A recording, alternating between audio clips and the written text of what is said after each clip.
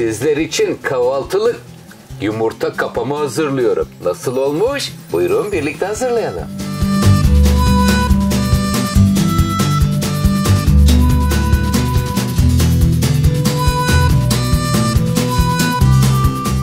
Yeşil biber ve kapya biberi doğradım. Şimdi birazcık tavamızın içerisine zeytinyağı aldım. Biraz da tereyağı vereceğiz. Önce birazcık zeytinyağında, peşinden hemen tereyağı gelecek ama lezzetlenmesi için biraz tuz ver şöyle. Biberler hem yumuşar hem lezzetlenir. Sallıyoruz. Şöyle birazcık biberlerin kızarmış kokusu gelince domates ilave edeceğim. Lütfen takipte kalın. Kahvaltılık tarif geliyor sizin için.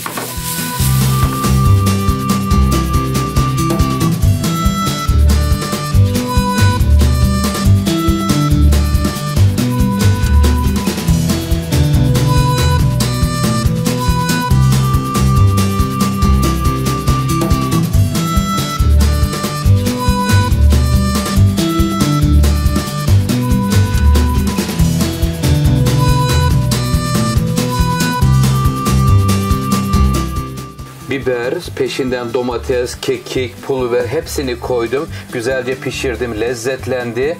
Şöyle güzel haşlanmış yumurtaları ikiye kesiyorum. Biraz sosa basın, üzerine batsın. Efendim Oktay Usta'dan kahvaltı tarifleri gelsin mi? Sizler için hazırlıyorum. Daha fazla kahvaltı tarifleri istiyorsanız lütfen yorumlarınızı yazın ki sizin istediğiniz tarifleri hazırlamaya gayret göstereyim. Efendim birbirinden lezzetli tarifler sizler için hazırlanıyor. Şimdi bakın sosuna böyle yumurtaları batırdıktan sonra üzerine kaşar peynir rendesi, bir de maydanoz geliyor. Ondan sonra buyurun sofraya taze ekmekle birlikte bandırıp afiyetle yiyin inşallah.